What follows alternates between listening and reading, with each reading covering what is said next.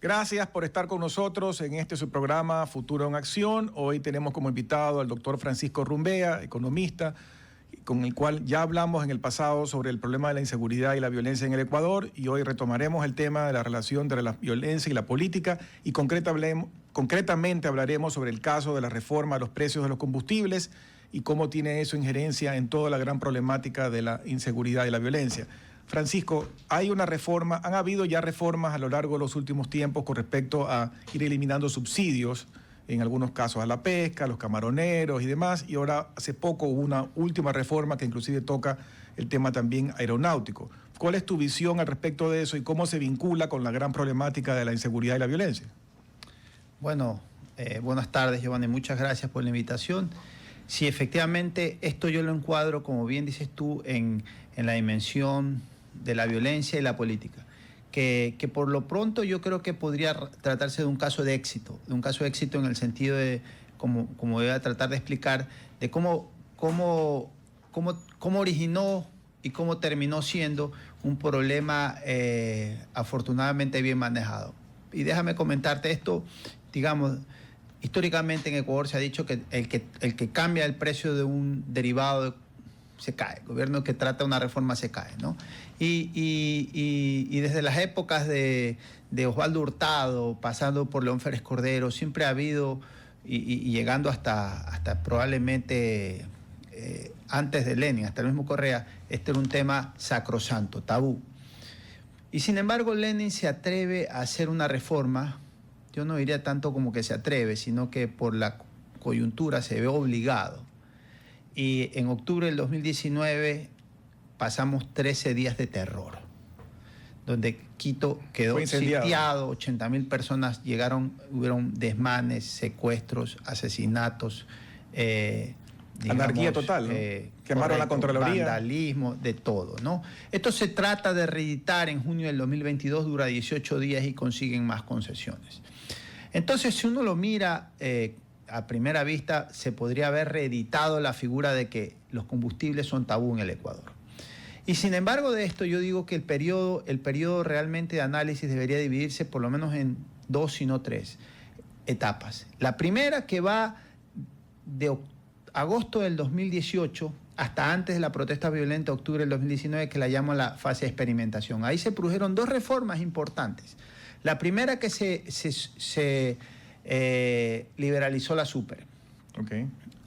No pasó nada. Agosto del 2018, Lenin Moreno. ¿Ya? Luego, diciembre del 2018, subimos alrededor de 40 centavos a la gasolina eco, que estaba por los albores del dólar 50, del dólar 30, llegamos a dólar 70, dólar 80. 40 centavos. Por la mitad de eso casi tumban a Lazo. 40 centavos y no cantó ni un gallo, ¿ya? Por tanto, no era tan así que era un problema de tabú. Luego viene octubre del 2019, donde a tabla rasa liberalizan, siguiendo pues criterios un poco equivocados, y subieron los precios del diésel, que no lo habían tocado nunca.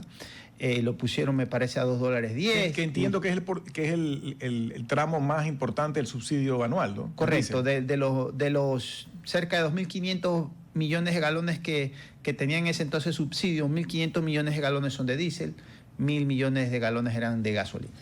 Y obviamente el margen de subsidio es mucho mayor en ese entonces en el diésel, y todavía sigue siéndolo. Pero bueno, lo cierto es que ahí empezamos un periodo de rebelión a partir de octubre del 2019, luego por la presión fiscal de la pandemia, se tuvo que reavivar con un poquito de miedo a través de una subida paulatina por una banda, y tampoco pasó nada hasta que vino el gobierno de Lazo, y en junio, me parece que fue octubre del 2021, el movimiento indígena se volvió a alzar. Y dijeron, suspendan el alza prorrateada del diésel y la gasolina. Acabemos con la banda. De hecho, Lazo lo que hace es subir un poquito los precios de los combustibles y congelar el alza. De todas maneras, casi 9 meses después, junio de 2022, el movimiento indígena se va en contra del presidente Lazo y lo conmina a hacer esta reducción. Y entonces esto es lo que yo llamo el periodo de rebelión, ¿no? ¿Qué lectura se puede hacer ahí? O sea, es el recurso de la violencia para generar política. Violencia, como decimos, hubieron muertos. en las dos hubieron muertos. Así es. Hubo vandalismo, hubo toma de infraestructura, hubo saqueo de Contraloría, o sea, verbigracia de este supuesto agravio económico, se cometieron una cantidad de desmanes y se usó como recurso la violencia para hacer política. O sea, ahí como dice el gobierno actual, son realmente actos terroristas, lo que se vivió, actos de terrorismo. De acuerdo. Tanto es así que este movimiento indígena, amnistiado en marzo del 2022, me parece, o antes de cuando hace la segunda protesta violenta, se ve con carta blanca para volver a intentar un segundo jarabe, digamos, con lo cual tú te das cuenta que pudo haber degenerado hacia una muletilla. Fíjate, hoy en día el famoso Roberto Aguilar, con sus editoriales punzantes, relaciona el movimiento indígena de octubre del 2019 con el correísmo, que es lo cierto, con las protestas de hoy en día por la Corte Constitucional. Y la gente un poquito... Protesta en contra de las acciones del gobierno actual. Correcto. Un poquito, como que dice, molestas por lo que está pasando en ese tema, tienden a asociar estas cosas, ¿no? Entonces, esto es completamente equivocado, porque lo que movió la protesta violenta de octubre del 2019 fue la renta que ahora entendemos que manejan las actividades ilegales vinculadas al subsidio, ¿no? Y es la que efectivamente, usado en términos más figurativos, le da combustible a que puedan mantener protestas por 13 días. El presidente Noboa pudo mantenerlas un día. Claro, o sea, se aprovechan de cierto descontento que puede haber, porque evidentemente en ese imaginario mental de la gente el subir combustible significa que se les va a subir la comida, lo que sea, y que aunque pueda ser cierta parte de verdad, cierta parte de mentira, pero manipulan a la gente. Tú dices, no es tanto así, que es un tema de un quehacer político, sino que también está atrás el interés del dinero y del poder del narco. Pero la pregunta es si es solo el narco o es el narco amarrado con facciones políticas. Bueno, a ver, no es tanto así, no porque yo lo crea, sino porque te digo, se subió la gasolina súper, no tenía por qué pasar nada, no pasó nada. Se subieron 40 centavos antes del octubre del 2019, no tenía por qué pasar nada, no pasó nada. Cuando se sube el diésel y se mezcla con todo, ahí hay problemas. Luego, yo participo como economista, digamos, en un proyecto para ayudar a recaudar fondos en la mitad de una siguiente crisis de seguridad. Y en esa consultoría determino que es posible hacer un ajuste de combustibles y se puede subir el precio sectorialmente del diésel. Y se subió el precio del diésel camaronero. Y la propuesta después terminó subiendo el precio del diésel atunero, que pasó en junio del año pasado. Y no pasó nada, porque no tenía que pasar nada. Porque ahí está claramente enfocado al sector, y el sector atunero y el sector camaronero no son, pues, grupos de interés criminales. Entonces, no es que es una opinión, es que si uno analiza empíricamente las fuentes de beneficiarios, se encuentra con que hoy en día muchos de los galones de combustible terminan yendo a sectores que no deben ser. Hoy, si tú miras la estadística, encuentras que los mayores consumidores por habitante de combustible están en Tulcán y en Huaquillas, y en los puertos y en los lugares donde se conoce como Imbabura, también Esmeralda, ¿no? Esmeralda también mueve combustible por la frontera. Por puerto, y por puerto agua. Más que por frontera, porque por frontera es en Tulcán, y los lugares donde está la minería ilegal. Entonces, ¿qué tienes? Contrabando de frontera, tráfico en alta mar y minería ilegal.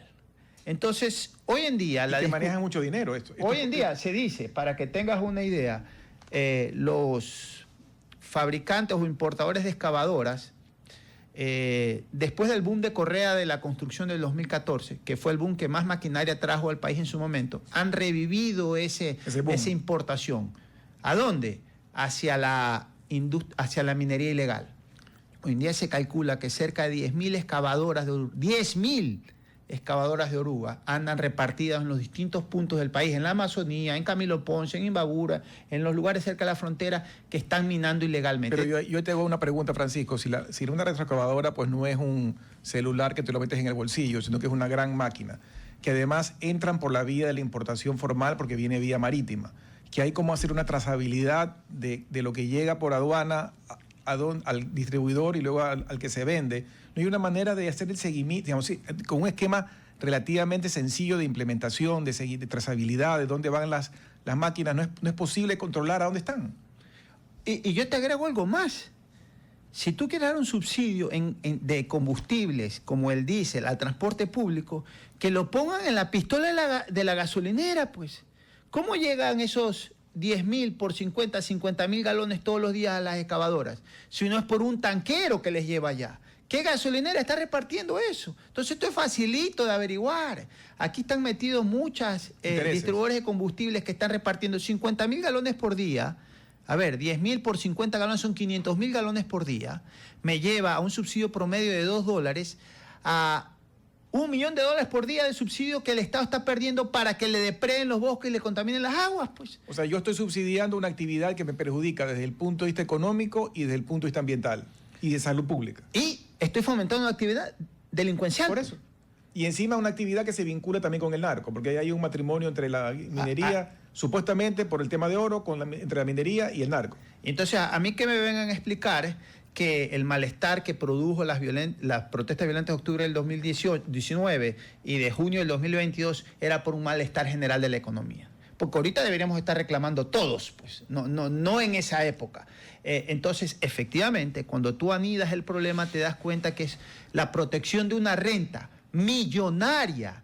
Y solo te estoy hablando de la minería ilegal, no te estoy hablando del tráfico en alta mar, ni te estoy hablando del contrabando de frontera. El tráfico se habla mucho, yo no conozco mucho el tema, tú lo has estudiado durante años, que hay mucho de esto, del tráfico de combustibles hacia barcos por la vía ilegal, por la vía del subsidio. ¿Cuántos millones se va por esa vía? Mira, a ver, para que tú te hagas una idea, y en esto es bueno los reportajes, como el reportaje de CNN que hace poco sobre la supercarretera del narcotráfico, ¿no? Tú te acordarás que en ese reportaje hablan de que lo que hacen los pescadores es llevarle canecas de combustible a alta mar, que supuestamente las venden a 10 veces el valor a la que se compra. ¿Ya? Esa es la, entre comillas, actividad. Y con eso me empato a lo que te comentaba la otra vez. Ahí está la prueba de lo que yo te vengo diciendo, ¿no? Que estos santos varones no han sido tan santos varones, ¿no? Ciertamente no trafican con droga, pero trafican con combustible que le permite a los traficantes operar.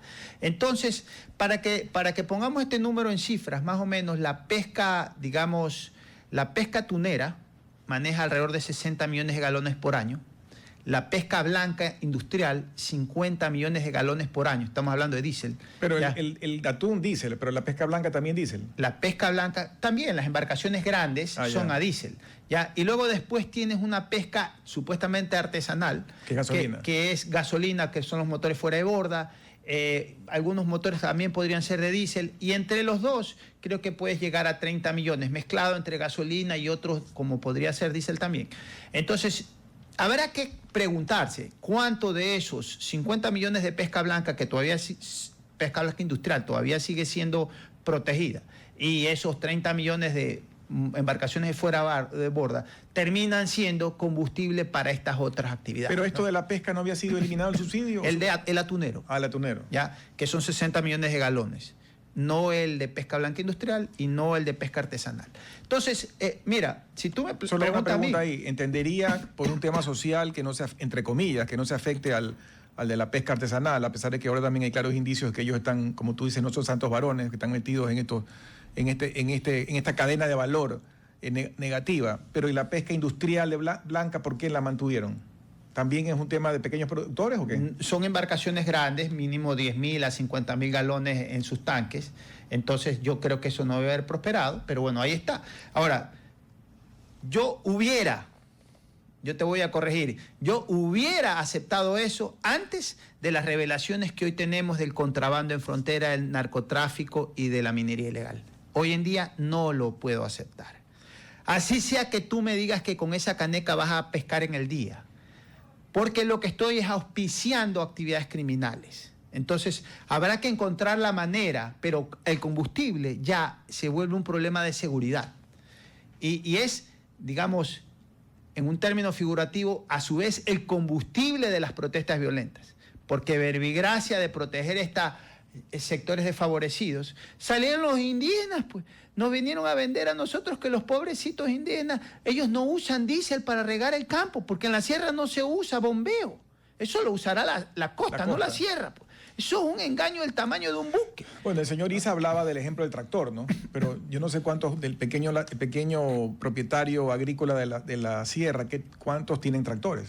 ¿Qué porcentaje? Ninguno, pues ninguno. Pues si la sierra, todo es terreno escarpado, no sé. Estaba hablando de una realidad paralela, pues, ¿no? En la sierra no se puede usar tractor por la misma topografía, pues, ¿no? Y si acaso se llegara a usar, porque probablemente algunos son para más grandes. Son para plantaciones grandes, pues, ¿no? Entonces eso todo era un embauque que hoy en día sabemos que es lo que produce. Y hoy en día la literatura económica habla, de hecho hay estudios que yo con gente, colegas míos del SPOL, hemos traducido esto a la realidad ecuatoriana para demostrar por qué la eliminación de un subsidio en el caso como las gasolinas no es tan violenta y en el otro sí. Y ahora ya lo sabemos, porque lo hacen hasta en documentales de CNN, por la renta que producen estas ¿cómo es que se llama? Estas actividades criminales, y pues obviamente pueden orquestar eso.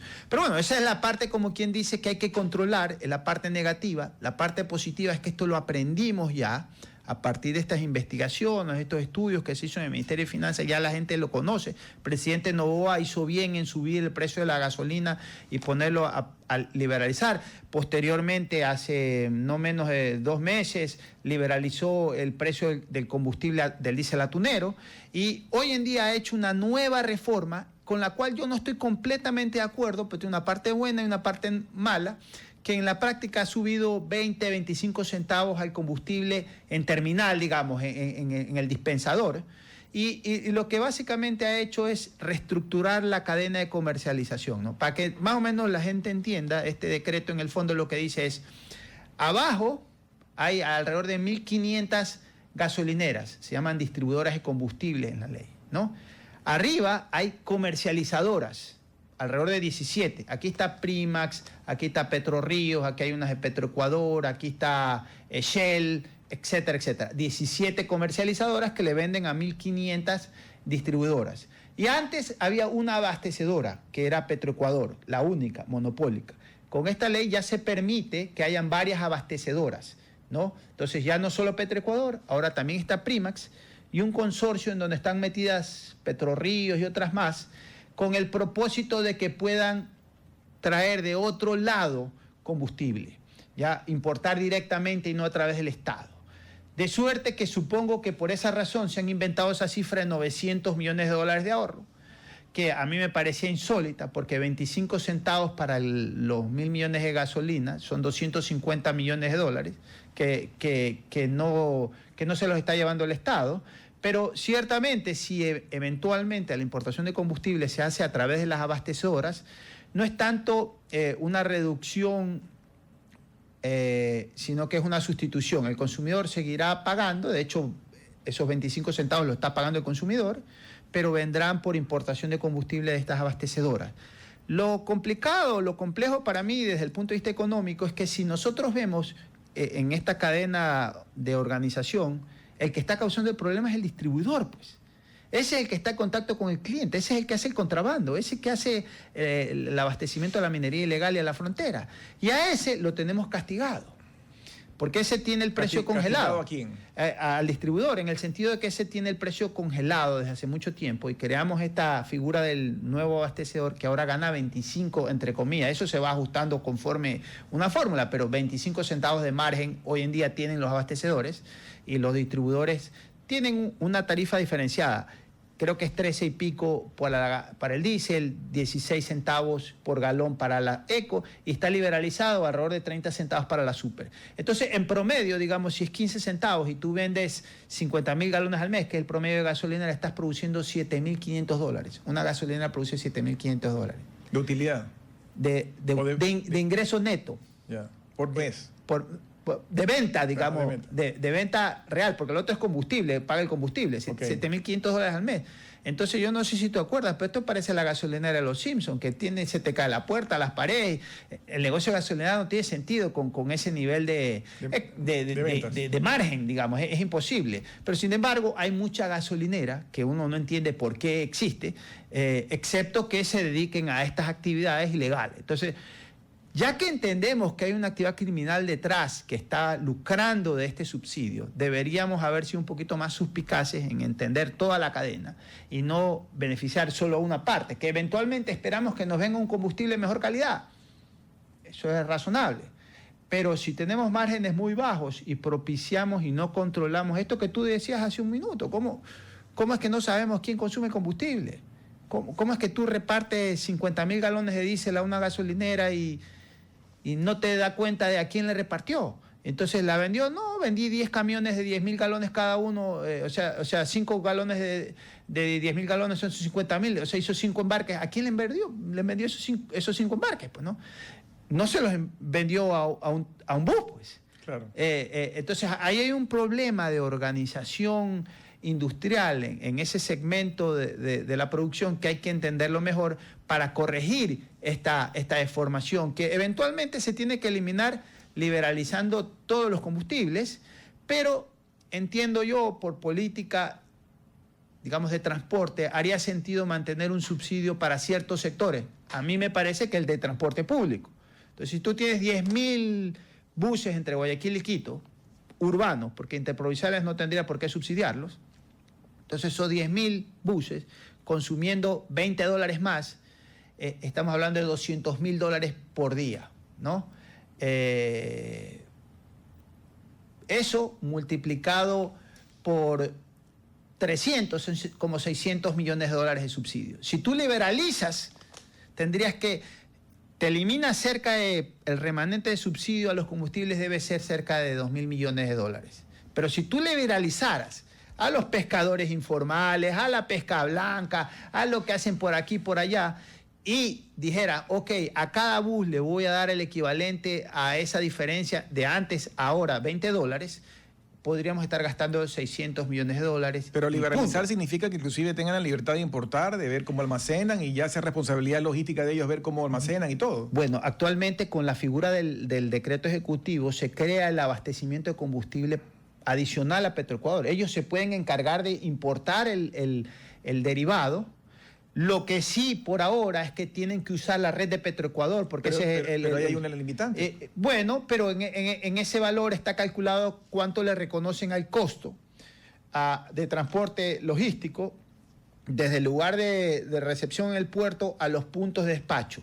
Y ahora, también hay que entender un poquito de la economía. Hay un como que dice, un monopolio natural para eso. Si hace falta transportar 5,000 galones por día, no vas a hacer tres oleoductos, 3 terminales, pues, ¿no? Que la haga una y que se repartan el costo, pues, ¿no? Es lo sensato, pues, ¿no? Porque no es que tú vas a hacer una empresa eléctrica y vas a tener 3 tendidos eléctricos. Esto en economía se regula bien, es decir, claro, hay unos costos de regulación, un monopolio natural, solo hay una distribuidora, pero hay muchas generadoras y usan la red y prorrateamos el costo, ¿no? Acá tendría que ser algo semejante. Que hablando de eso de ahí, me contaba un amigo que vivió chico en Cuenca, que en una época habían 2 proveedores de energía y tú tenías como 2 conexiones. Si querías comprarle la electricidad al proveedor tal, te enganchabas, digamos, ahí, y si ya te peleabas con ese, te enganchabas al otro. Eso hoy en día, pues obviamente ya es inviable, pero en algún momento de la historia pasó eso, que habían dos conexiones distintas. Pero como tú dices, no sé si habrá habido un entendido unificado o cada uno se jaló su sentido, no me acuerdo, pues pero eran otras épocas con otros volúmenes. Si sales de Coca-Cola Sinclair, que es un terreno inhóspito, que tanto es así que no puedes hacer no puedes tirar dos líneas de transmisión, tiene que ser una sola, ¿no? Bueno, vamos a un corte breve y regresamos en unos minutos para seguir con este interesante diálogo. RTP 96.5, a la conquista del mundo digital. Presenta sus nuevas instalaciones y tecnología de vanguardia. Renovamos nuestro compromiso de seguir brindando contenido útil y de la más alta calidad. Programas de opinión con referentes de la comunicación. Noticias para contar todo lo que está pasando en todo momento. Una variedad de segmentos con lo que necesitas saber. Y asociaciones internacionales estratégicas. Todo para mantener a nuestra audiencia y seguidores siempre bien informados. Siempre en RTP. Buena compañía.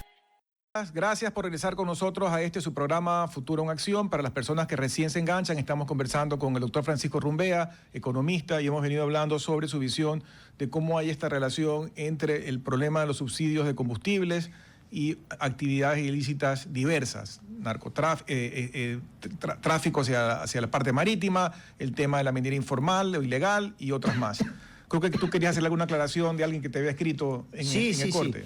Sí, porque mira, Giovanni, hace un minuto me escribió un amigo y me decía, en la sierra sí hay tractores, ¿ya?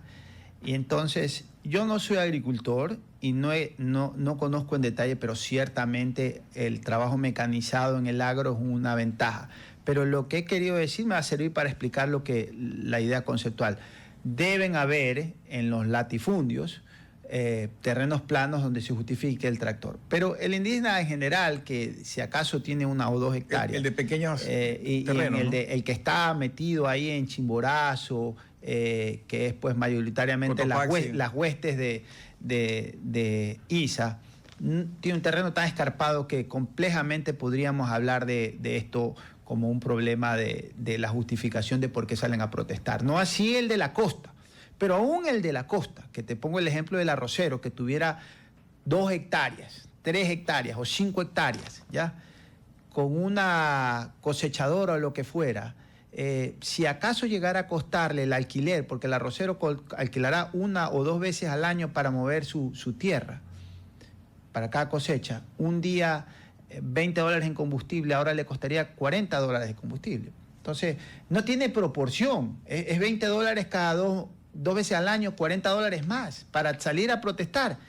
No tiene relación de competencia. Por lo demás, un tractor agrícola que podría costar por el orden de los $80,000, una persona que es capaz de comprar un tractor de $80,000, está quemando al país entero porque, o sea, no es un pobre claro, que lo va a afectar realmente. No, pues lo que tú alguna vez explicaste, el costo unitario, en el caso de la minería ilegal, el costo unitario de las retroexcavadoras es inmenso. ¿Cuánto vale el promedio de una? Yo sé que hay diferentes tamaños, pero digamos que en promedio, ¿cuánto vale una retroexcavadora? Una retroexcavadora de 20 toneladas, las demás, la marca premium, que es Caterpillar, te cuesta $200,000. Y la marca china, $100,000. Pero igual es un montón el que tiene $100,000 para una retroexcavadora no es un pobre minero, digamos, no, que muerto de hambre que necesita que el Estado lo subsidie. Y hemos dicho, a ver, lo que importa aquí entender, más allá de que yo pudiera no conocer los detalles específicos de cómo es cada agricultor, es que a cualquiera que yo le quite una renta va a llorar. Ya esa es la tesis del agravio. Si yo te doy un subsidio a ti por la gasolina de todos los días de $100 al mes o de $10, lo que sea, si te lo quito te va a molestar. Pero eso no te va a llevar a secuestrar, a matar, a incendiar y durante 18 días en junio del 2022 y 13 días en el 2019. Ver, o sea, además, está claro que no es por eso. Francisco, yo recuerdo que en el gobierno del presidente Correa, que estaba la ministra Celi de ministra, hubo una serie de estudios y corridas y escenarios para poder focalizar los subsidios, pero como esto es un tabú o era un tabú, nadie se atrevió. Y ahí hablaban de temas como el que tú decías, de que según la placa era diferente precio y que había un chip en el carro, un chip en el dispensador y una serie de cosas. Hoy en día existe tecnología digital para todo. Se llenan la boca cacareando, y que me cae pésimo de la famosa inteligencia artificial, que yo me río porque eso es una mentira, porque tú puedes usar para preguntar cosas y es útil, sí, pero a la hora los ciudadanos en la atención, cuando tú llamas a un call, ahora tengo un problema con una aerolínea que no voy a decir el nombre, llamas al call center y ¿qué inteligencia artificial? Te tienen ahí como esclavo horas esperando y te siguen con una cosa rotativa y no te atiende nadie. Entonces, tecnología digital hay para todo. ¿Por qué no? Lo que no ha habido históricamente es voluntad de realmente apostar a eso. Tú me hablas de los miles de millones que significa el subsidio de diésel, gas y tal, pero tú puedes focalizar. Yo sí creo que hay que mantener parte del subsidio para por lo menos compensar a las personas de menos recursos en temas como el transporte público, por ejemplo. Cosas puntuales, pero eso no es todo el subsidio. Tú puedes decir, si hoy en día son 2.000, 3.000, 4.000 millones del tema, ok, sacrifico 500, 600, 800, que sacrifiques 1.000, pero has ganado un montón, pues. Correcto, bueno, eso yo también coincido que el transporte público por otras externalidades hay que subsidiarlo, porque no queremos que todo el mundo ande en carro por la calle por el problema de tráfico. Pues el transporte público es lo más eficiente para resolver ese problema. Pero en todo caso, yo te diría que una de las lecciones que hay que aprender es que muchas veces nos hemos hablado con estas muletillas de focalizar. ¿Focalizar qué? Pues si era una sarta de delincuentes que estaban lucrando de esto, o rentistas, empresarios que se acostumbraron a vivir. A no olvidar que el Ecuador tuvo un precio de diésel internacional de $3.50 toda la vida, porque eso era en los 2000, y nosotros teníamos $1, $3.50 de $1, lo subsidiábamos por $2.50, ¿ya? En el momento de la crisis del conflicto Ucrania-Rusia, subió a $5.50 el precio internacional. O sea, todos los pesqueros atuneros del mundo pagaban $5.50 por galón, y aquí querían seguir pagando $1, $1.50, pues. Y no, que la competitividad, eso es un engaño y hay que cortar esa renta. Por supuesto que cuando yo le pregunto al atunero, oye, ¿te gustaría que te meta la plata en el bolsillo y te quite el subsidio? Te va a decir que no. ¿Pero por qué? Es por conflicto de interés. Si lo miras y dices, ¿y qué razón tienes tú? ¿Qué bandera tienes para que el país se arrodille ante ti, ante el Fondo Monetario Internacional para mantener el subsidio? No tiene lógica. ¿Por qué? Si la competencia está pagando $5.50, tú quieres pagar $1. No tiene sentido. Entonces, bueno, eso afortunadamente se ha superado. Las lecciones que vienen a futuro, más que la focalización, es que aquí se ha creado una industria paralela criminal, por la cual ahora hay que acabar. Si no lo acabamos por eficiencia, ahora lo acabamos por seguridad, pero hay que acabarlo. Maneras para hacerlo, por seguridad hay y por múltiples. necesidad, porque tienes que liberar esos recursos. Por eso decimos, por eficiencia no lo queríamos hacer. Ahora lo hacemos por eficiencia y si no, por lo menos por seguridad, porque estamos alimentando un montón de mafias y de logísticas y de depredaciones que no tienen razón de ser. O sea, hay gente que hoy en día con razón o sin razón, porque hay detalles técnicos que yo no conozco y no soy médico, le están dando palo al gobierno por los temas de desabastecimiento en los hospitales públicos. Pero ahí está la plata. O sea, si es que es verdad que falta plata para tener insumos o medicinas, ahí está la plata de sobra, pues que estás botando por las fronteras en combustible que se va por ilegalmente. Correcto. Y eso creo que es la asignatura pendiente de este gobierno, de, como quien dice, aplastar el acelerador a fondo en esta reforma que se complementa perfectamente con la política de seguridad para ir a acabar con estas actividades de crimen organizado.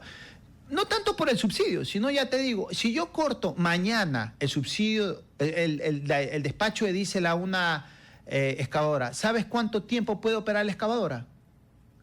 Se acabó. No hay minería ilegal sin diésel. Se acabó.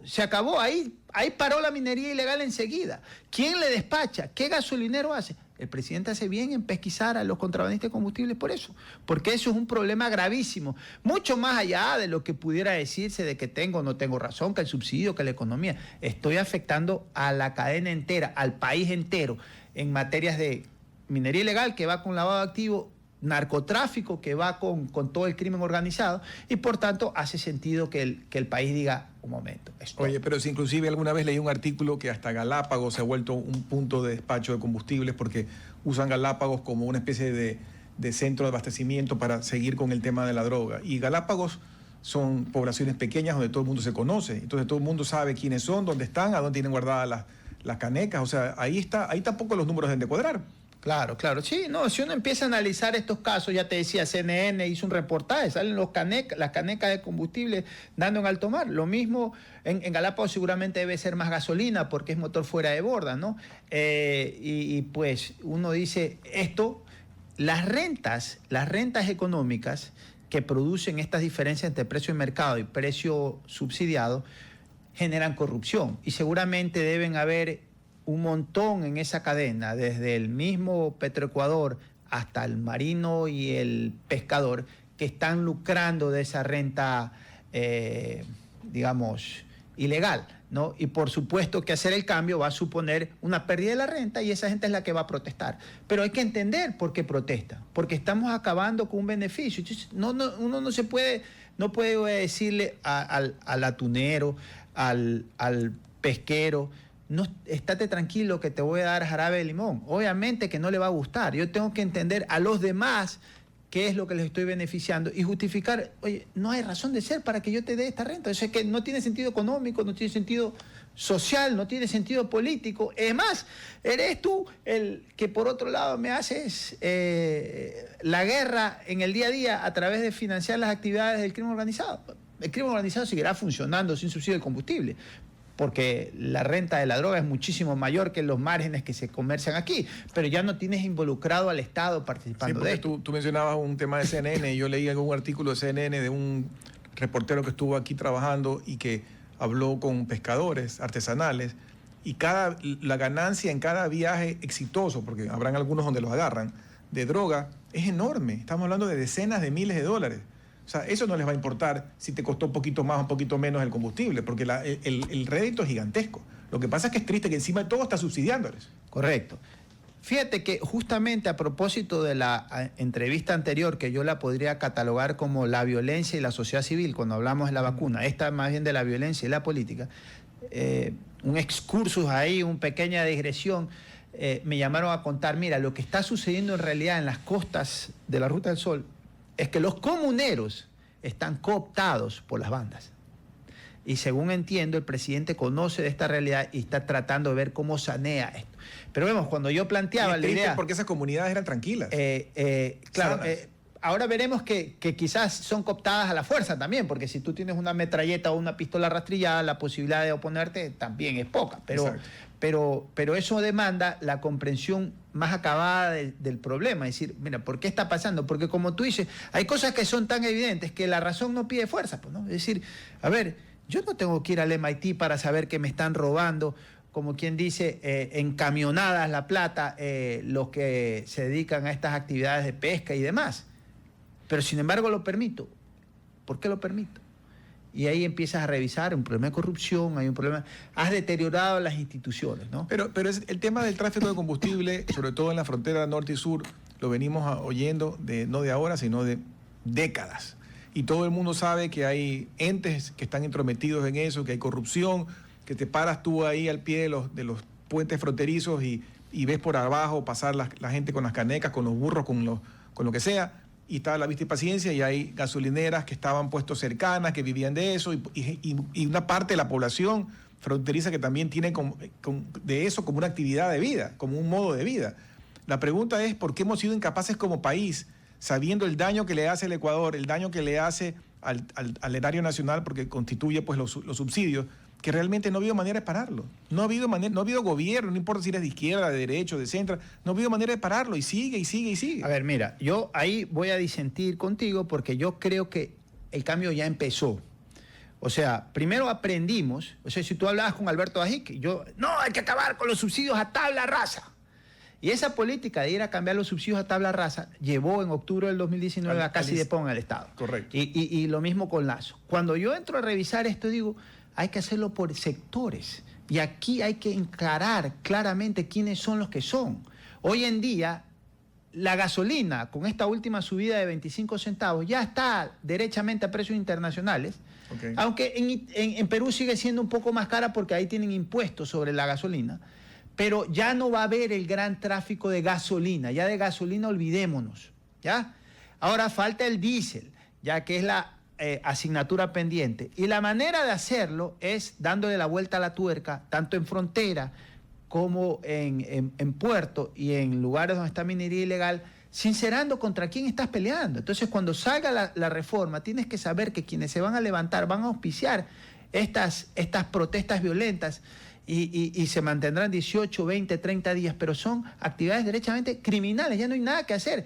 Mi buen amigo que me escribe me dice, no, sí hay, y entramos en la discusión de si por qué debería subsidiarse el tractor o no. Y yo digo, a ver, yo no voy a argumentar con alguien que recibe una renta que quitarle una renta es buena. Eso no lo puedo argumentar, porque en el fondo un subsidio que se quita es como que si subiera un impuesto, ¿ya? Y a todo aquel que le clava un impuesto me va a saltar. Lo que yo tengo que justificar es políticamente cómo lo consigo. Y hoy en día tengo una explicación distinta a la anterior de la eficiencia económica, del Fondo Monetario Internacional, de lo que sea, que es el crimen organizado está lucrando de esto. Y estamos depredando los bosques, y estamos fomentando actividades criminales. ¿Qué más razón que esa? Ya no me digan economista neoliberal, sino que simplemente un hombre que quiere buscar disolver un poco estas estructuras de crimen. Entonces yo creo que eso, sumado a la comprensión de que hay sectores, nos ha permitido avanzar muchísimo. Aún con gobiernos inestables, porque te estoy hablando de que esta reforma del diésel se hizo con el presidente Lasso. A puertas de una muerte cruzada se pudo haber hecho también la subida de la gasolina. Y en el gobierno interino de Noboa, el primer mandato, él subió la gasolina y no lo tumbaron. Entonces ya se quitó ese tabú de la era de Alberto Ajique en los 80, y que si suben el precio de combustible lo tumban al gobierno. Ya eso ya no existe, y eso es un gran avance de encarar de frente a los grupos de interés que están lucrando de esto. Para mí eso, digamos, es bastante bueno. Francisco, nos quedan 5 minutos y volviendo al tema macro de la conversación de la vez pasada y esta, lo cierto es que hay grandes esfuerzos que son necesarios para poder ir minando este monstruo que ha ido engordándose durante 15, 20 años. Hay que ir, no tenemos la fuerza ni la capacidad financiera ni los recursos policiales, militares para poder destruir este gran pulpo que sea este megalodón que se ha creado en el Ecuador. Pero como tú dices, hay que ir por sectores, hay que ir cortándole por aquí un pedazo, cortándole acá y viendo cómo lo vamos debilitando. Inclusive se habla mucho de cortar el flujo financiero, de ver cómo fluye la plata, porque uno ve grandes esfuerzos. Veía ahora de mañana en la televisión otra vez operativos simultáneos en Guayaquil, en San Brondón, en playas, donde entran a casas donde hay plata, hay armamento, hay droga, etcétera. Y uno dice, qué bien que se está haciendo. Pero al otro lado, en la calle, sigue el problema. Es decir, estamos teniendo pues un enjambre de abejas que por aquí aplastamos, pero por acá hay 500 más. Entonces, en resumen, la gente sigue siendo agobiada. Y sonaría como que los esfuerzos son mayores, pero no suficientes. Sí, bueno, en realidad, ya habiendo hablado de la vez pasada de violencia y sociedad civil, ahora de violencia y política, quizás en la parte de protesta social, pero violencia y política en general no se agota, pero vamos a hablar de lo que creo que es una de las patas más importantes hoy en día, es la violencia y la economía, ¿ya?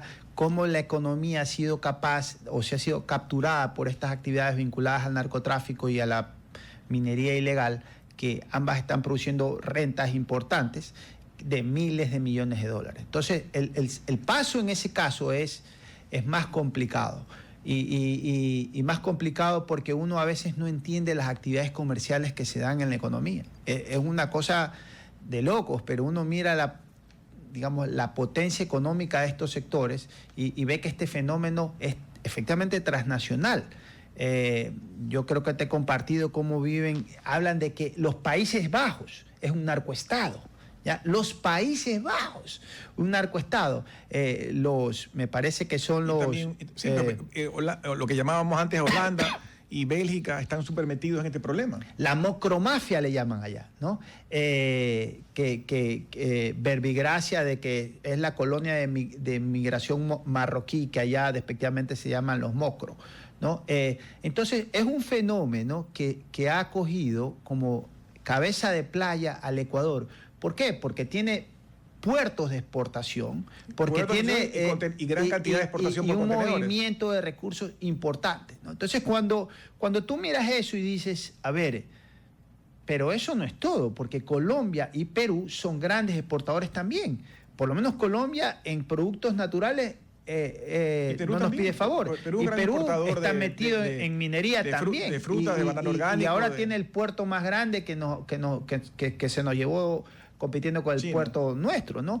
Entonces, eso no es toda la película. Tienes el dólar. Eso sí es cierto, porque efectivamente tú para transar en dólares tienes que hacer informes en el Banco Central en estos países, en el nuestro no. Luego tienes instituciones más o menos corruptas. Si tú pasas a Perú y pasas a Colombia, con el perdón de las nacionalidades, tampoco es que hay tanta gran diferencia, ¿no? Con eso es una justificación. ¿Cuál es la diferencia?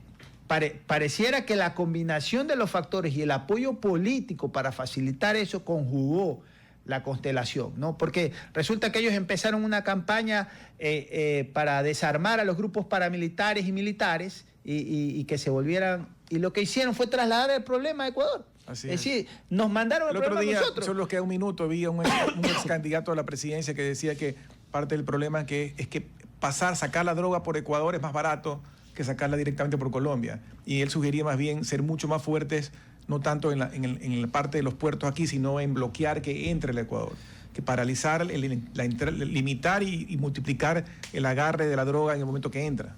Claro, sí, a ver, lo que sucede es que yo creo en los operativos militares, creo en la buena voluntad, en el derecho, etcétera, pero si los incentivos económicos nos permiten hacer, porque de la parte donde se está produciendo hacia Guayaquil o hacia Manabí es más fácil, más expedito por las carreteras que cruzar pues la selva colombiana. Entonces parece, por distancia es más cerca a lo nuestro, por moneda, por instituciones débiles, parece ser. Entonces hay que buscar, y este es el planteamiento de incentivo, es decir, bueno, ¿cómo lavan los activos? ¿No? Y a eso me autoinvito para una Ese siguiente... sería otro capítulo, Francisco. Un capítulo sería para el hablar capítulo de ese 3, tema. hablar del flujo de dinero. Muchas gracias, Francisco, por estar con nosotros en este día viernes. Gracias a ustedes también por atendernos. Que tengan una buena tarde. Hasta el próximo lunes. Hasta aquí, Futuro en Acción. Control Master Marisela Basantes. Transmisión digital Gerardo Díaz. Redes sociales Erika Eras. Edición Oscar Saavedra. Dirección Javier Gamboa. Todos los derechos reservados. RTP 2025.